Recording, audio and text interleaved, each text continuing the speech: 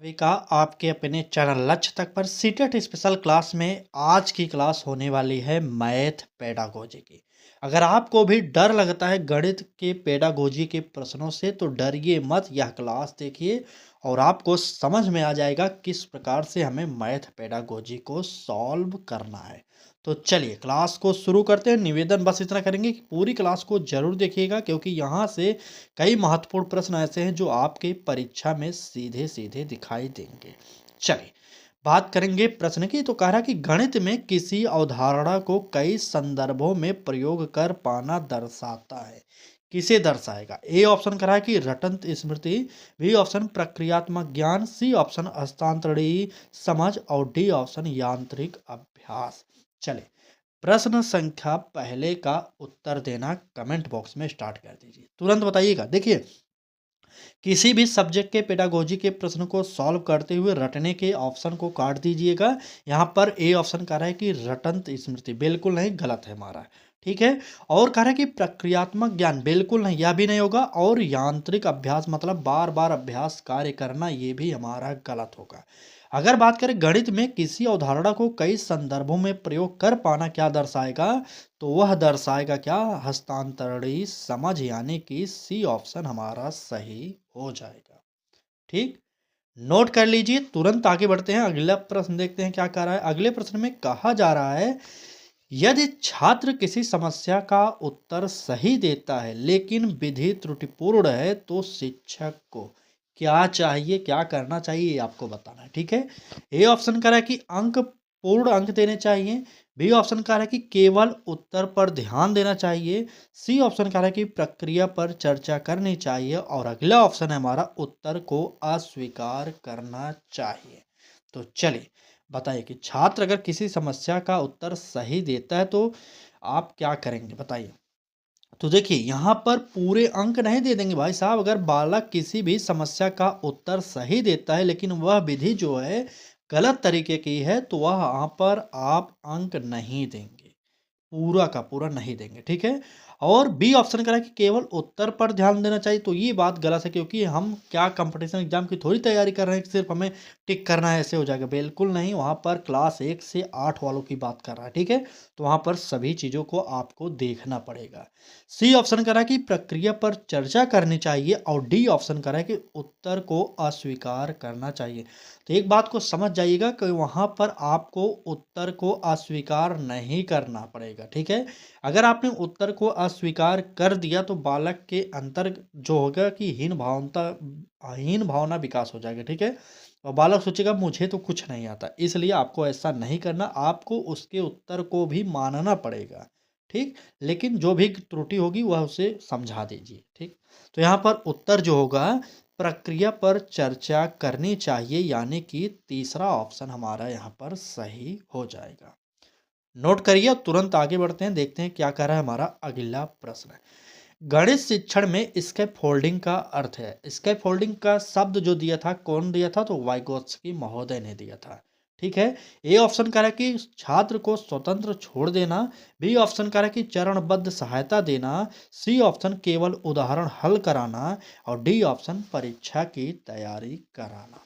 चले प्रश्न संख्या 3 का उत्तर कमेंट बॉक्स में जल्दी से बताइए कौन सा सही होगा, तुरंत बताइएगा। चलिए बिल्कुल, देखिए परीक्षा की तैयारी करना, मैंने पहले ही बताया कि किसी भी प्रश्न का ऑप्शन सही नहीं होगा, ठीक है। ए डी ऑप्शन काटिए। सी ऑप्शन का केवल उदाहरण हल कराना, तो बिल्कुल नहीं, ये भी हमारा नेगेटिव होगा।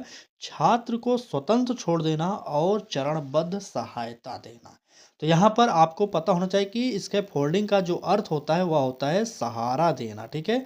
सहारा देना, तो यहाँ पर हमारा चरणबद्ध तरीके से सहारा देना, कुछ समय तक सहारा देना, उसके बाद धीरे धीरे करके हट जाना, ताकि बालक अपने आप कार्यों को कर सके, ठीक।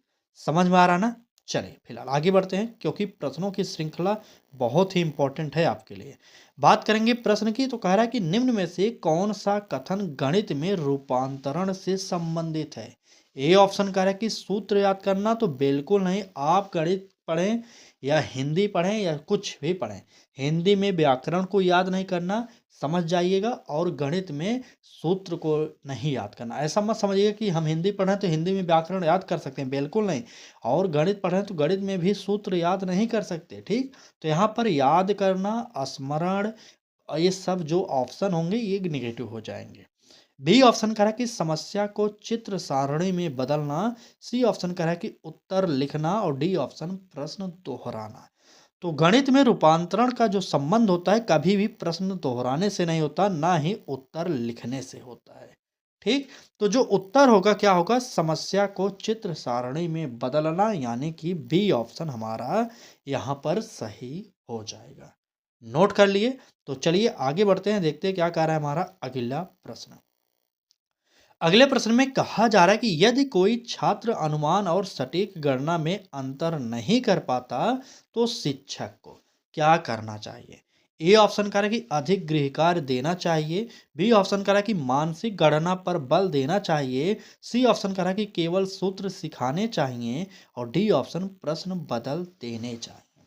चलिए, अगर कोई छात्र अनुमान और सटीक गणना में अंतर नहीं कर पा रहा है तो आप क्या करेंगे शिक्षक के तौर पर, ये आपको बताना है। तो चलिए उत्तर देना स्टार्ट करिए फटाक से। देखिए, अगर बालक अनुमान लगाने में कोई अंतर नहीं कर पा रहा मान लीजिए, तो आप प्रश्न नहीं बदलेंगे बल्कि बालक को समझाएंगे, ठीक। यहाँ पर डी ऑप्शन काट दीजिए। सी ऑप्शन का केवल सूत्र सिखाने चाहिए, बिल्कुल नहीं, सूत्र सिखाना याद कराना ये सब गलत होता है, काट दीजिए। और बी ऑप्शन कह रहा है कि मानसिक गणना पर बल देना चाहिए, और डी ऑप्शन कह रहा है कि अधिक गृह कार्य देना चाहिए। तो अधिक गृह कार्य से यह कार्य सही नहीं होने वाला, हमारा उत्तर जो होगा बी ऑप्शन सही हो जाएगा, ठीक। मानसिक गणना पर बल देना चाहिए। चलिए, क्लास अच्छी लग रही है तो लाइक कर दीजिए एक बार, चैनल पर पहली बार आए तो सब्सक्राइब करिए और बेल आइकन को ऑन करिए, क्योंकि सीटेट में इस बार 25,30,000 लोगों ने फार्म को भरा है। आप उनमें से कितना ऊपर रह सकते हैं रिजल्ट लाकर, ये हमें कमेंट बॉक्स में बता दीजिए, ठीक। यह कोई मान लीजिए नौकरी की परीक्षा तो है नहीं, ये तो एक पात्रता परीक्षा है, सभी लोग पास होइए। आपको कटाप नहीं पता तो ओबीसी वालों के लिए 82 नंबर होता है, 82, और जनरल वालों के लिए होता है 90 नंबर, ठीक है। इतना जानते रहेगा, लेकिन हमें ये टारगेट ही नहीं बनाना, हमें तो 100 प्लस का टारगेट बनाना, इतना जानते रहिएगा, टारगेट 100 का रखिएगा, ठीक। चलिए आगे बढ़ते हैं, और कह रहा है कि गणितीय अवधारणाओं की गलत समझ का प्रमुख कारण होता है। कौन सा कारण होगा। ए ऑप्शन कह रहा है कि अभ्यास की अधिकता, बी ऑप्शन कह रहा है कि ठोस अनुभवों की कमी, सी ऑप्शन कह रहा है कि प्रश्नों की सरलता, और डी ऑप्शन कह रहा है कि समय की कमी। चलिए बताइए, गणितीय अवधारणाओं की गलत समझ का प्रमुख कारण क्या होता है। तो आप सभी को पता होना चाहिए, जहां पर भी ऑप्शन समय की कमी या समय व्यर्थ करना इस प्रकार के ऑप्शन मिल जाए उसे काट दीजिए, वह निगेटिव होता है।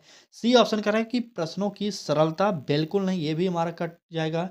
और क्या कह रहा है, अभ्यास की अधिकता, ठोस अनुभवों की कमी। तो यहाँ पर अभ्यास की अधिकता गलत होगा, जो उत्तर होगा ठोस अनुभवों की कमी हो जाएगा। नोट कर लिए, बी ऑप्शन यहाँ पर हमारा सही हो जाएगा, ठीक। चलिए आगे बढ़ते हैं और देखते हैं क्या कह रहा है हमारा अगला प्रश्न। तो अगले प्रश्न में कहा जा रहा है कि निम्न में से कौन सा गणित में उच्च स्तरीय चिंतन को बढ़ावा देता है। उच्च स्तरीय चिंतन को, ए ऑप्शन करें कि दोहराव अभ्यास, बी ऑप्शन बंद प्रश्न, सी ऑप्शन क्यों और कैसे वाले प्रश्न, और डी ऑप्शन सूत्र आधारित प्रश्न। प्रश्न संख्या 7 का उत्तर बताइए। चलिए, पेपर 1 और पेपर 2 दोनों के लिए उपयोगी। देखिए, हमारे चैनल पर आपको जो भी क्लासेज मिल रही हैं इस समय, हिंदी हो गया, सीडीपी हो गया, मैथ पेडागोजी हो गया, ये दोनों पेपरों के लिए जरूरी हैं, ठीक है। तो इतना जानते रहिएगा। चलिए आएंगे, उच्च स्तरीय चिंतन को बढ़ावा कौन सा दे रहा, तो कभी भी दोहराव अभ्यास जो है उच्च स्तरीय चिंतन को बढ़ावा नहीं देगा। और ना ही बंद प्रश्न वाले ऑप्शन को भी आप टिक करेंगे, क्योंकि बंद अंत वाला प्रश्न ये हमारा ऑप्शन में नहीं होना चाहिए, क्योंकि खुला अंत होना चाहिए इस पर, ठीक है। खुला अंत वाला प्रश्न, तब उच्च स्तरीय चिंतन की बात कर सकते थे, तो इसलिए हमारा बी ऑप्शन कट जाएगा। डी ऑप्शन कह रहा है कि सूत्र आधारित प्रश्न, और सी ऑप्शन कह रहा है कि क्यों और कैसे वाले प्रश्न, ठीक। तो यहाँ पर इसका उत्तर जो होगा सी ऑप्शन हमारा सही होगा। और नोट कर लीजिए, आगे बढ़ते हैं, देखते हैं अगला प्रश्न क्या कह रहा है। चलिए तो प्रश्न में कहा जा रहा है कि यदि शिक्षक छात्रों को स्वयं नियम खोजने के अवसर देता है तो यह दर्शाता है, क्या दर्शाएगा ये बताना है आपको। ए ऑप्शन कह रहा है कि व्याख्यान विधि, बी ऑप्शन कह रहा है कि खोज विधि, सी ऑप्शन अनुकरण विधि, डी ऑप्शन अभ्यास विधि। चलिए, प्रश्न संख्या 8 का उत्तर बताइए कि कौन सा सही होगा। चलिए तुरंत बताइए प्रश्न संख्या 8 का उत्तर क्या होगा। तो देखिए, अगर बात करें शिक्षक छात्रों को स्वयं नियम खोजने का अवसर देता है तो कौन सा होगा। सिंपल सा उत्तर है कि खोज विधि हो जाएगा यहाँ पर। ठीक, व्याख्यान विधि नहीं होगा, अनुकरण नहीं होगा, अभ्यास नहीं होगा, जो होगा वह होगा खोज विधि। चले आगे बढ़ते हैं और देखते हैं अगला प्रश्न क्या कह रहा है हमारा। प्रश्न में कहा जा रहा है कि गणित में भाषा की भूमिका है, क्या भूमिका होने वाली है। ए ऑप्शन कह रहा है कि केवल उत्तर लिखने तक सीमित, बी ऑप्शन कह रहा है कि अवधारणा समझने में सहायक, सी ऑप्शन भ्रम उत्पन्न करना, डी ऑप्शन समय बढ़ाना। चलिए कमेंट करिए कि गणित में भाषा की भूमिका क्या होने वाली है। प्रश्न संख्या 9 उत्तर जल्दी से बताइए। चलिए बिल्कुल, देखिए अगर बात करेंगे गणित में भाषा की भूमिका क्या होने वाली है तो कभी भी समय बढ़ाना, भ्रम उत्पन्न करना, इस प्रकार के ऑप्शन आपको टिक नहीं करने, क्योंकि ये निगेटिव होते हैं, इसलिए काटिए। ये ऑप्शन करा केवल उत्तर लिखने तक सीमित, बिल्कुल नहीं, ये भी हमारा गलत होगा। जो उत्तर होगा वह क्या होगा, अवधारणा समझने में सहायक, यानी कि बी ऑप्शन हमारा सही हो जाएगा। नोट कर लिए ना। चलिए आगे बढ़ते हैं। अगले प्रश्न में कहा जा रहा है कि प्राथमिक कक्षाओं में गणित शिक्षण का क्रम होना चाहिए, किस प्रकार का होना चाहिए। अमूर्त से ठोस की ओर, सूत्र से उदाहरण की ओर, और ठोस से अर्धठोस, फिर अमूर्त या कठिन से सरल की ओर। कौन सा उत्तर होगा हमारा सही। चलिए, प्राथमिक कक्षाओं की बात कर रहा है तो आपको बताना पड़ेगा, तो बिल्कुल सही। बात करेंगे प्राथमिक स्तर के आधार पर इस प्रश्न का उत्तर, तो हमारा तीसरा ऑप्शन सही होगा। पहले ठोस, फिर अर्धठोस, फिर अमूर्त चीजों के बारे में पूछेंगे, बताएंगे। ठीक, चलिए सी ऑप्शन नोट कर लीजिए। आगे बढ़ते हैं, अगला प्रश्न देखते हैं क्या कह रहा है। अगले प्रश्न में कह रहा है कि यदि छात्र किसी समस्या के कई समाधान प्रस्तुत करता है तो यह दर्शाता है, क्या दर्शाएगा आपको बताना है। ए ऑप्शन कह रहा है कि भ्रम को, बी ऑप्शन कह रहा है कि समय की बर्बादी, सी ऑप्शन लचीलापन व रचनात्मक सोच, और डी ऑप्शन अनुशासन की कमी। चलिए चलिए बिल्कुल बताइए। यदि छात्र किसी समस्या के कई समाधान प्रस्तुत करता है तो यह दर्शाता है, क्या भ्रम दर्शाएगा, बिल्कुल नहीं, भ्रम मत टिक करिएगा। समय की बर्बादी मैंने बताया कि कहीं पर भी ऑप्शन सही नहीं होगा। अनुशासन की बात ही नहीं करेंगे, इसलिए डी ऑप्शन कट जाएगा। यहाँ पर उत्तर जो होगा लचीलापन व रचनात्मक सोच, हमारा तीसरा ऑप्शन सही हो जाएगा। ठीक, चलिए आगे बढ़ते हैं और देखते हैं हमारा अगला प्रश्न क्या कह रहा है। प्रश्न में कहा जा रहा है कि निम्न में से कौन सा गणितीय सीखने में सकारात्मक मूल्यांकन का उदाहरण है। चलिए तुरंत बताइए। ए ऑप्शन, ए ऑप्शन कह रहा है कि केवल अंक देना, बी ऑप्शन गलतियों पर दंड, सी ऑप्शन सुधारात्मक प्रतिक्रिया देना, और डी ऑप्शन तुलना करना। चलिए, केवल अंक देना, गलतियों पर दंड, तुलना करना, सुधारात्मक प्रतिक्रिया। देखिए गणितीय सीखने में अगर सकारात्मक मूल्यांकन करना है तो कभी भी केवल अंक देने के आधार पर मूल्यांकन नहीं कर सकते आप। और क्या कह रहा है, गलतियों पर दंड, तो बिल्कुल नहीं, ये भी हमारा नेगेटिव ऑप्शन है, गलत हो जाएगा। और डी ऑप्शन तो एकदम से गलत है, हमारा उत्तर जो होगा सी ऑप्शन सही होगा, सुधारात्मक प्रतिक्रिया देना, यानी कि सी ऑप्शन सही हो जाएगा। ठीक, चलिए आगे बढ़ते हैं, अगला प्रश्न देखते हैं। कह रहा है कि गणित में अनुप्रयोग आधारित प्रश्न किसके विकास में सहायक है। क्या रटंत स्मृति, तो बिल्कुल नहीं, रटने की बात आप नहीं करेंगे, याद करने की बात आप नहीं करेंगे, स्मरण करने की बात आप नहीं कहेंगे, क्योंकि ये शब्द नेगेटिव होते हैं। ठीक, बी ऑप्शन करा कि जीवन कौशल, ये तो हमारा हो सकता है। सी ऑप्शन का कि परीक्षा का भय, बिल्कुल नहीं, केवल गति, बिल्कुल नहीं, हमारा उत्तर जो होगा जीवन कौशल, यानी कि बी ऑप्शन सही हो जाएगा। ठीक, चलिए एक बार क्लास को शेयर कर दीजिए अपने मित्रों तक, और डेली जुड़िए हमारे साथ। शाम को 5 बजे, सुबह 10 बजे, डेली जुड़िए। दिन में 2 बार जुड़िए, 10 बजे, 5 बजे, क्योंकि हमारे इस समय समय बहुत कम है पेपर के लिए। ठीक, आपको भी पता है कि परीक्षा की नज़दीक घड़ी आ चुकी है। अगर जो लोग सोच रहे हैं कि बहुत दिन है तो दिक्कत हो जाएगी बाद में। ठीक है, चलिए, सुबह हिंदी की क्लास हो रही है डेली। अगर आप हिंदी पेडागोजी से डरते हैं तो हिंदी देखिए, और शाम को सीडीपी, मैथ, ये सभी की क्लासेस बारी-बारी से हो रही हैं। चलिए, बात करेंगे अगले प्रश्न की। तो कह रहा है कि यदि छात्र गणितीय तर्क को शब्दों में व्यक्त कर पा रहा है तो यह दर्शाता है। क्या दर्शाएगा? भाषा बाधा दर्शाएगा? तो बिल्कुल नहीं, ये नेगेटिव शब्द है। सतही ज्ञान को दर्शाएगा क्या? ये भी हमारा नेगेटिव हो जाएगा। अवधारणात्मक अस्पष्टता या अभ्यास की कमी।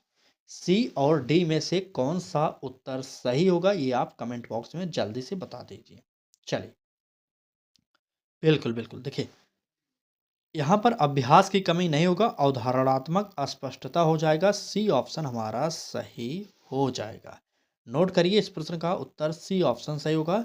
आगे बढ़ेंगे और अगला प्रश्न देखेंगे क्या कह रहा है। प्रश्न में कहा जा रहा है कि गणित शिक्षण में त्रुटि को अवसर मानने का अर्थ है।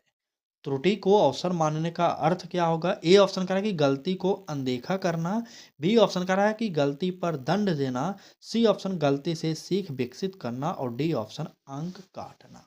चलें, प्रश्न संख्या 15 का उत्तर कमेंट बॉक्स में बताइए कौन सा सही होने वाला है। चलिए, गणित शिक्षण में त्रुटि को अवसर मानने का अर्थ क्या होता है? देखिए, गलती को अनदेखा करना ये हमारा गलत हो जाएगा, ठीक है? गलती को आप अनदेखा नहीं करेंगे, क्योंकि गलती अगर बालक करे, अगर आप अनदेखा कर देंगे तो बालक समझेगा ये सही है, लेकिन आपको अनदेखा नहीं करना, आपको वहाँ पर समझाना पड़ेगा बालक को, ठीक है? और बी ऑप्शन का है गलती पर दंड देना, तो दंड आप नहीं देंगे, सिर्फ समझाएंगे और बताएंगे कहाँ पर गलती है, उसे आप खुद सुधार कर दिखाएंगे, ठीक? दंड आप नहीं देंगे। और सी ऑप्शन कह रहा है कि गलती से सीख विकसित करना, और डी ऑप्शन अंक काटना, तो बिल्कुल नहीं, हमारा सी ऑप्शन ही सही होगा। गलती से सीख विकसित करना, तीसरा ऑप्शन आप लोग नोट कर लीजिए, एकदम सही होने वाला है। ठीक, चलिए आगे बढ़ते हैं और अगला प्रश्न देखते हैं क्या कह रहा है। प्रश्न में कहा जा रहा है कि निम्न में से कौन सा गणित शिक्षण का बाल केंद्रित लक्षण है। इंपॉर्टेंट प्रश्न है, बताइए। ए ऑप्शन का है कि शिक्षक बोलता रहे, बी ऑप्शन का है कि पाठ्य पुस्तक ही सब कुछ है, सी ऑप्शन छात्र सक्रिय भागीदार हो, और डी ऑप्शन केवल परीक्षा तैयारी। तो केवल परीक्षा तैयारी जहां पर मिले निगेटिव है, काट दीजिए। जहां पर शिक्षक बोलता रहे वहां पर तो शिक्षक केंद्रित शिक्षा हो जाएगी। यहाँ पर कह रहा है कि बाल केंद्रित शिक्षा, तो इसी से ट्रिक बना लीजिए, ठीक है। अब आपको बताना है कि बी और सी में से उत्तर कौन सा सही हो जाएगा। चलिए, तुरंत कमेंट करिए। देखिए, अगर पाठ्य पुस्तक ही सब कुछ है तो वह बाल केंद्रित शिक्षा कहाँ रह गई, इसलिए हमारा बी ऑप्शन कट जाएगा। यहाँ पर जो उत्तर होगा छात्र सक्रिय भागीदारी हो, तभी तो हमारा बाल केंद्रित शिक्षण होगा वहाँ पर, ठीक। तीसरा ऑप्शन यहाँ पर भी हमारा सही हो जाएगा। चलिए, आगे बढ़ते हैं और देखते हैं क्या कह रहा है हमारा अगला प्रश्न। अगले प्रश्न में कह रहा है कि गणित में सतत मूल्यांकन का उद्देश्य है। सतत मूल्यांकन का उद्देश्य क्या है, बताइए। ए ऑप्शन कह रहा है कि अंतिम निर्णय लेना, बी ऑप्शन सीखने की प्रगति समझना, सी ऑप्शन छात्रों को वर्गीकृत करना, और डी ऑप्शन अंक बढ़ाना। चलिए, प्रश्न संख्या 17 का उत्तर कमेंट बॉक्स में बताइए कौन सा सही होने वाला है। चलिए, तुरंत बताइए कौन सा सही होगा। बिल्कुल, बिल्कुल। चलिए, गणित में सतत मूल्यांकन का उद्देश्य, बिल्कुल कभी भी अंक बढ़ाना नहीं होगा, काट दीजिए, क्योंकि अभी मैंने जस्ट बताया कि नेगेटिव शब्द हैं, ठीक। और क्या कह रहे हैं, अंतिम निर्णय लेना, बिल्कुल नहीं, मूल्यांकन का उद्देश्य या कभी भी नहीं होगा कि अंतिम निर्णय लिया जाए, ठीक है।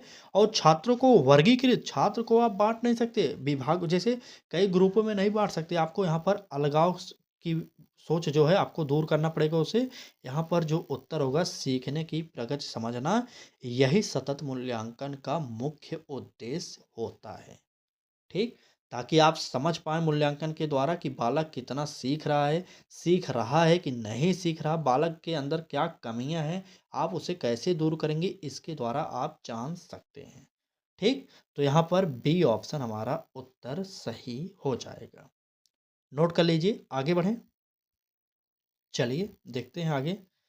अगला प्रश्न कह रहा है कि यदि छात्र गणितीय समस्या को दैनिक जीवन से जोड़ता है तो यह दर्शाता है। क्या दर्शाएगा? ए ऑप्शन कह रहा है कि विषय कठिन है, बी ऑप्शन सीख सार्थक है, सी ऑप्शन अभ्यास कम है, और डी ऑप्शन भ्रम है। चले, प्रश्न संख्या 18 का उत्तर कमेंट बॉक्स में बताइए कौन सा सही होगा। चलिए, यदि छात्र गणितीय समस्या को दैनिक जीवन से जोड़ता है तो यह क्या दर्शाएगा।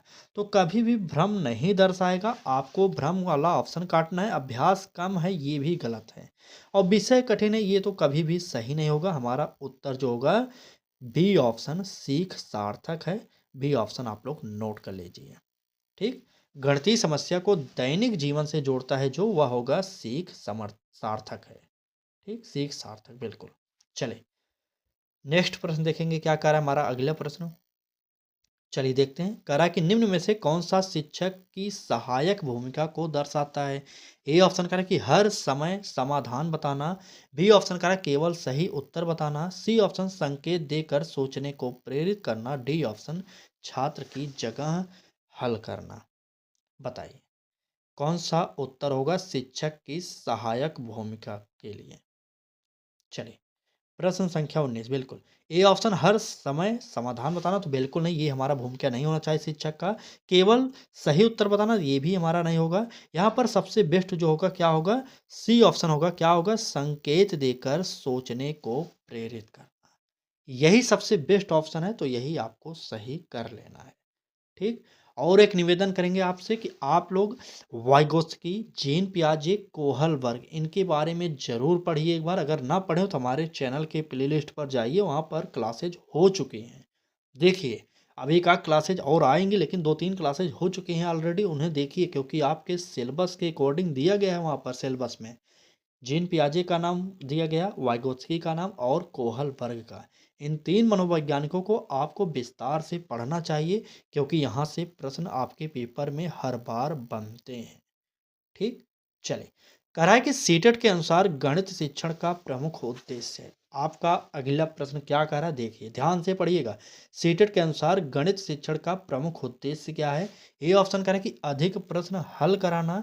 बी ऑप्शन केवल परीक्षा में सफलता। सी ऑप्शन तार्किक व विश्लेषणात्मक सोच विकसित करना। और डी ऑप्शन पाठ्यक्रम जल्दी पूरा करना।